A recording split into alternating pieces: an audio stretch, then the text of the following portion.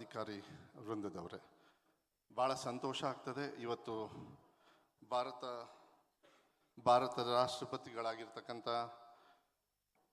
Bharat Ratna doctor Sarvepalli ರಾಧಾಕೃಷ್ಣನ್ರವರ ಜನ್ಮದಿನದ ಇಂದು ಇವತ್ತು ಏನು ಶ್ರೇಷ್ಠವಾಗಿರ್ತಕ್ಕಂಥ ಒಂದು ದಿನವನ್ನು ಶಿಕ್ಷಕರ ದಿನಾಚರಣೆಯಾಗಿ ನಾವೆಲ್ಲರೂ ಕೂಡ ಆಚರಿಸ್ತಾ ಇದ್ದೀವಿ. ಈ ಸಂದರ್ಭದಲ್ಲಿ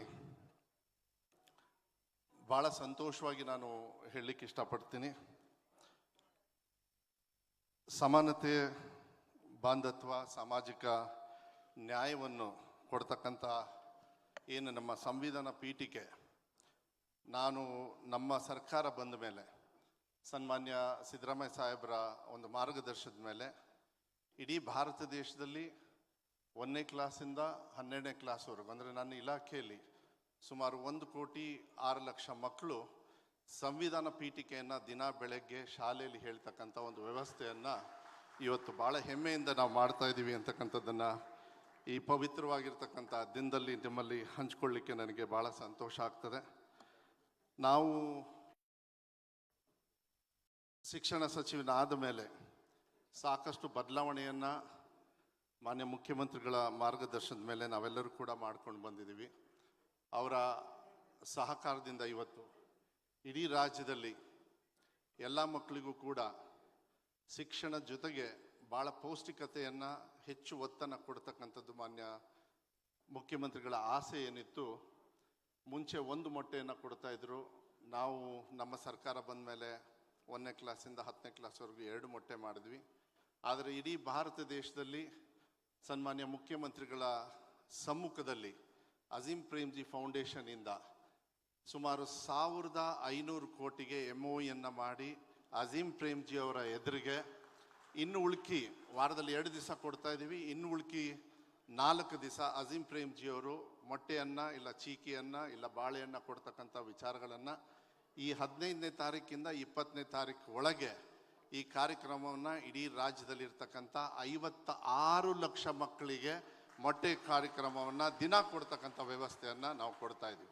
ಅದ್ರ ಜೊತೆಗೆ ಆಗಲೇ ಮಾನ್ಯ ಸಿದ್ದರಾಮಯ್ಯ ಸಾಹೇಬರ ಒಂದು ನೇತೃತ್ವದಲ್ಲಿ ಅವರು ಮುಂಚೆ ಮುಖ್ಯಮಂತ್ರಿಗಳಾಗಿರ್ತಕ್ಕಂಥ ಸಂದರ್ಭದಲ್ಲಿ ವಾರದಲ್ಲಿ 6 ದಿವಸನೂ ಕೂಡ ಹಾಲನ್ನು ಕೊಡ್ತಕ್ಕಂಥ ವ್ಯವಸ್ಥೆಯನ್ನು, ಅದಾದಮೇಲೆ ರಾಗಿ ಮಾಲ್ಟನ್ನು ಕೊಡ್ತಕ್ಕಂಥದ್ದು ವ್ಯವಸ್ಥೆಯನ್ನು ನಾವು ಮಾಡ್ತಾ ಇದ್ವಿ. ಮಧ್ಯಾಹ್ನ ಬಿಸಿ ಊಟವನ್ನು ಕೊಡ್ತಕ್ಕಂಥದ್ದನ್ನು 1ರಿಂದ 10ನೇ ಕ್ಲಾಸ್ವರೆಗೂ ಕೊಡ್ತಕ್ಕಂಥದ್ದು ಈ ಥರ ಕಾರ್ಯಕ್ರಮಗಳನ್ನು ಸಾಕಷ್ಟು ಕೊಡ್ತಕ್ಕಂಥದ್ದು ವ್ಯವಸ್ಥೆಯನ್ನು ನಾವು ಮಾಡ್ತಾ ಇದ್ದೀವಿ.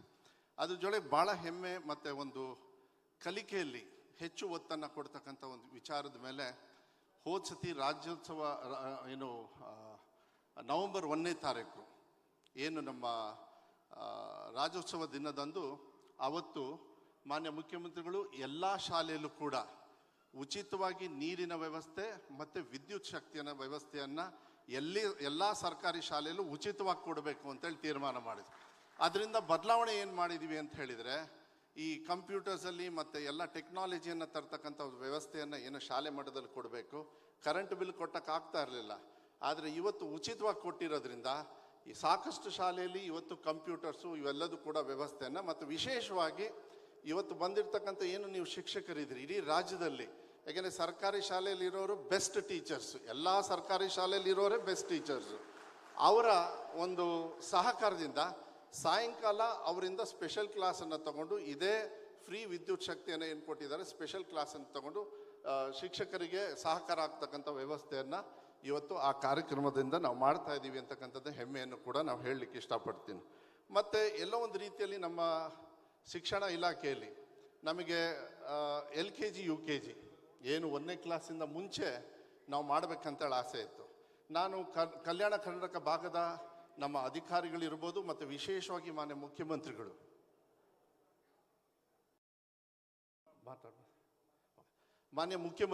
ಅಕ್ಷರ ಆವಿಷ್ಕಾರ ಅಂತ ಹೇಳಿ ಏನು ಕರ್ನಾಟಕ ರಾಜ್ಯದಲ್ಲಿ ಏನಾದರೂ ಕಲ್ಯಾಣ ಕರ್ನಾಟಕ ಭಾಗಕ್ಕೆ ಎಷ್ಟು ದುಡ್ಡನ್ನು ಕೊಡ್ತಾರೆ ಅದರಲ್ಲಿ 25% ಕಡ್ಡಾಯವಾಗಿ ಶಿಕ್ಷಣ ಇಲಾಖೆ ನನ್ನ ಇಲಾಖೆಗೆ ಖರ್ಚು ಮಾಡಬೇಕು ಅಂಥೇಳಿ ಒಂದು ನಿರ್ಧಾರವನ್ನು ಮಾಡಿ ಹೋದ ವರ್ಷದಿಂದ ಶುರು ಮಾಡಿದರು. ಒಂದು ಆಶಯದಲ್ಲಿ ಆ ಸಹಕಾರದಿಂದ ನಮ್ಮ ಇಲಾಖೆಯಲ್ಲಿ 1008 LKG UKG ಕ್ಲಾಸಸ್ನ ನಾವು ಸ್ಕೂಲನ್ನು ಸ್ಟಾರ್ಟ್ ಮಾಡಿದ್ವಿ ನಮ್ಮ ಸ್ಕೂಲಲ್ಲಿ.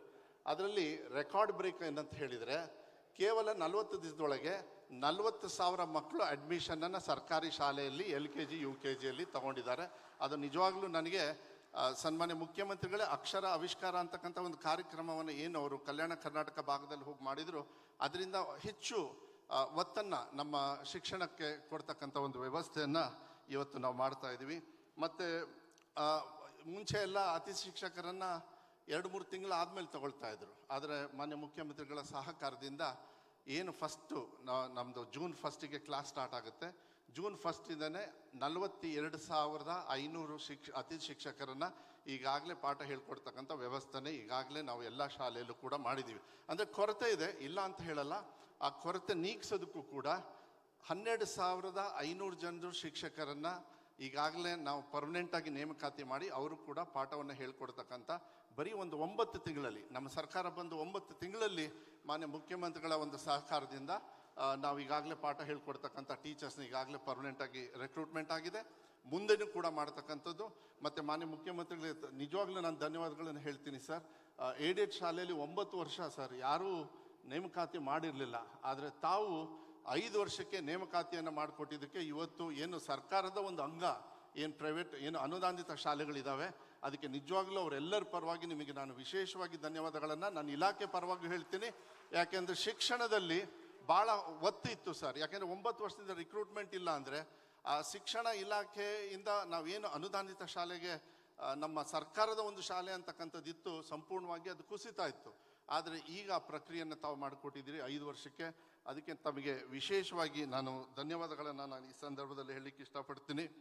ಆಮೇಲೆ ನಮ್ಮ ಸರ್ಕಾರ ಬಂದ ಮೇಲೆ, ಯಾಕೆಂದರೆ ಶಿಕ್ಷಕರು ಸಾಕಷ್ಟು ಜನರು ನೀವು ಕೂಡ ಇಲ್ಲಿದ್ದೀರಿ, ಗಂಡ ಒಂದು ಕಡೆಗಿದ್ರು, ಹೆಂಡತಿ ಒಂದು ಕಡೆ ಇದ್ದರು, ತಂದೆ ತಾಯಿ ಒಂದು ಕಡೆ ಇದ್ದರು. ಆದರೆ ನಮ್ಮ ಸರ್ಕಾರ ಬಂದ ಮೇಲೆ ನಿಮ್ಮ ಕುಟುಂಬವನ್ನು ಒಂದು ಕಡೆಗೆ ಸೇರಿಸಿ ಅದೇ ಮಕ್ಕಳಿಗೆ ಶಿಕ್ಷಣವನ್ನು ಕೊಡ್ತಕ್ಕಂಥ 32,000 ಟೀಚರ್ಸ್ನ ಇವತ್ತು ಎಲ್ಲೋ ಒಂದು ರೀತಿಯಲ್ಲಿ ಟ್ರಾನ್ಸ್ಫರ್ಸ್ ಮಾಡಿ ಮತ್ತು ಒಳ್ಳೆಯ ಶಿಕ್ಷಣ ಕೊಡ್ತಕ್ಕಂಥ ವ್ಯವಸ್ಥೆಯನ್ನು ಕೂಡ ನಾವು ಮಾಡಿದ್ದೀವಿ ಅಂತಕ್ಕಂಥದ್ದನ್ನು ಈ ಸಂದರ್ಭದಲ್ಲಿ ಹೇಳ್ತಾ, ಎಲ್ಲರೂ ಕೂಡ ಕಷ್ಟ ಇರುತ್ತೆ ಆರ್ಥಿಕವಾಗಿ. ಆದರೆ ಈ ಸತಿ ಇಡೀ ದೇಶದೊಳಗೆ ನಂಗೆ ಬೇರೆ ಕಡೆ ಗೊತ್ತಿಲ್ಲ, ನಮ್ಮ ರಾಜ್ಯದಲ್ಲಿ 12ನೇ ಕ್ಲಾಸ್ ಆದಮೇಲೆ ನಿಮ್ಮ ಮಕ್ಕಳಿಗೆ ಈ ಸ್ಪೆಷಲ್ ಕ್ಲಾಸಸ್ಸಿಗೆ ಕಳಿಸ್ಬೇಕು, ನೀಟ್ ಕೋಚಿಂಗು ಮತ್ತು CET ಕೋಚಿಂಗು ಎಲ್ಲ. ಅದಕ್ಕೆ ಆರ್ಥಿಕ ಹೊರೆ ಜಾಸ್ತಿ ಆಗ್ತದೆ. ಆದರೆ ಇವತ್ತು ನಮ್ಮ ಸರ್ಕಾರ ಭಾಳ ಹೆಮ್ಮೆಯಿಂದ ಹೇಳಲಿಕ್ಕೆ ಇಷ್ಟಪಡ್ತೀನಿ, ಇನ್ಮೇಲೆ ಸೆಕೆಂಡ್ ಇಯರ್ PUC ಆದಮೇಲೆ ಸುಮಾರು 25,000 ಮಕ್ಕಳಿಗೆ ಉಚಿತವಾಗಿ ನಾವೇ ಈ ಸ್ಪೆಷಲ್ ಕೋಚಿಂಗಿಗೆ ಕೊಡ್ತಕ್ಕಂಥ ವ್ಯವಸ್ಥೆಯನ್ನು 25,000 ಮಕ್ಕಳಿಗೆ ಮಾಡ್ತಕ್ಕಂಥ ಒಂದು ಯೋಜನೆ ಕೂಡ ಈ ವರ್ಷದಿಂದ ನಾವು ಶುರು ಮಾಡ್ತಿದ್ದೀವಿ ಅಂತಕ್ಕಂಥದ್ದನ್ನು ಹೇಳಲಿಕ್ಕೆ ಇಷ್ಟಪಡ್ತೀನಿ. ಮತ್ತು ಸಾಕಷ್ಟು ಕಾರ್ಯಕ್ರಮಗಳು PUC ಕಾಲೇಜಸ್ ಕಮ್ಮಿ ಇದ್ದು, ಅದಕ್ಕೆ ಎಲ್ಲ ಆದರ್ಶ ಕಾಲೇಜ್ಗಳನ್ನು ನಾವು PUC ಆಗಿ ಶಾಲೆಗಳನ್ನು PUCನೂ ಕೂಡ ತೆಗಿಬೇಕು ಅಂತಕ್ಕಂಥದ್ದನ್ನು ಈಗಾಗಲೇ ನಾವು ಮಾಡಿ ಸಾಕಷ್ಟು ಕಾರ್ಯಕ್ರಮಗಳನ್ನು ತಗೊಂಡಿದ್ದೀನಿ. ಹೆಚ್ಚು ನಾನು ಸಮಯವನ್ನು ತಗೊಳ್ಳೋದಿಲ್ಲ. ರಾಷ್ಟ್ರ ಮಟ್ಟದಲ್ಲೂ ಕೂಡ ಉನ್ನತ ಶಿಕ್ಷಕರ ಪ್ರಶಸ್ತಿಗೆ ಬೆಂಗಳೂರು ಗ್ರಾಮಾಂತರ ಜಿಲ್ಲೆಯ ನಾರಾಯಣ ಸ್ವಾಮಿ ಅವರು ಆಯ್ಕೆ ಆಗಿದ್ದಾರೆ. ಅವರಿಗೆ ನಾನು ಶುಭಾಶಯಗಳನ್ನು ಹೇಳಲಿಕ್ಕೆ ಇಷ್ಟಪಡ್ತೀನಿ. ಮೈಸೂರಿನ ಜಿಲ್ಲೆಯ ಶ್ರೀಯುತ ಗಿರೀಶ್ ರವರು, ಬೆಂಗಳೂರು ನಗರದಿಂದ ಅಶೋಕ್ ಸೇನ್ ಗುಪ್ತಾ ಅವರು ಹಾಗೂ ನರಸಿಂಹಮೂರ್ತಿಯವರು, ಇವರಿಗೆಲ್ಲರಿಗೂ ಕೂಡ ಶುಭಾಶಯಗಳನ್ನು ಈ ಸಂದರ್ಭದಲ್ಲಿ ಹೇಳ್ತಾ, ಕೊನೆಯದಾಗಿ ರಾಜ್ಯ ಮಟ್ಟದ ಉನ್ನತ ಶಿಕ್ಷಕರ ಪ್ರಶಸ್ತಿಯನ್ನು ಇವತ್ತು 20 ಪ್ರಾಥಮಿಕ ಶಾಲಾ ಶಿಕ್ಷಕರಿಗೆ, 10 ಪ್ರೌಢಶಾಲಾ ಶಿಕ್ಷಕರಿಗೆ, ಒಬ್ಬರಿಗೆ ವಿಶೇಷ ಶಿಕ್ಷಕರಿಗೆ, ಒಬ್ಬರು ವಿಶೇಷ ಶಿಕ್ಷಕರಿಗೂ ಹಾಗೂ 10 ಪದವಿ ಪೂರ್ವ ಉಪನ್ಯಾಸಕರಿಗೆ ನೀಡಲಾಗುತ್ತಿದೆ. ಇಂದು ಪ್ರಶಸ್ತಿ ಪಡೆಯುವ ಎಲ್ಲ ಶಿಕ್ಷಕರಿಗೂ ಕೂಡ, ಉಪನ್ಯಾಸಕರಿಗೂ, ಶಾಲೆಗೂ ಅಭಿನಂದನೆಗಳನ್ನು ಈ ಸಂದರ್ಭದಲ್ಲಿ ಹೇಳ್ತಾ, ಪ್ರಶಸ್ತಿಯನ್ನು ಎಲ್ಲರೂ ಅರ್ಹತೆ ಇರ್ತಾರೆ, ಇಲ್ಲ ಅಂತಕ್ಕಂಥದ್ದಲ್ಲ. ನಿಮ್ಮ ಸೇವೆ ಇನ್ನೂ ಹೆಚ್ಚಾಗಿ, ಈ ಅವಾರ್ಡ್ ಏನು ತಗೊಳ್ತಾ ಇದ್ದೀರಾ ಅದಕ್ಕಿಂತ ಹೆಚ್ಚಾಗಿ ಎಲ್ಲ ನಮ್ಮ ಶಿಕ್ಷಣ ಇಲಾಖೆಯ ಎಲ್ಲರೂ ನಮ್ಮ ಶಿಕ್ಷಕರು ನೀವು ಮಾಡಬೇಕು ಅಂತ ಹೇಳಿ ಆಸೆಯನ್ನು ಈ ಸಂದರ್ಭದಲ್ಲಿ ಹೇಳ್ತಾ, ನಿಮಗೆಲ್ಲರಿಗೂ ಶುಭಾಶಯಗಳನ್ನು ಈ ಸಂದರ್ಭದಲ್ಲಿ ಹೇಳಿ ಮತ್ತೊಮ್ಮೆ ನಿಮ್ಮೆಲ್ಲರ ಸಹಕಾರವನ್ನು ಬೇಡಿ ನನ್ನ ಮಾತನ್ನು ಮುಗಿಸ್ತೇನೆ. ಜೈ ಹಿಂದ್, ಜೈ ಕರ್ನಾಟಕ.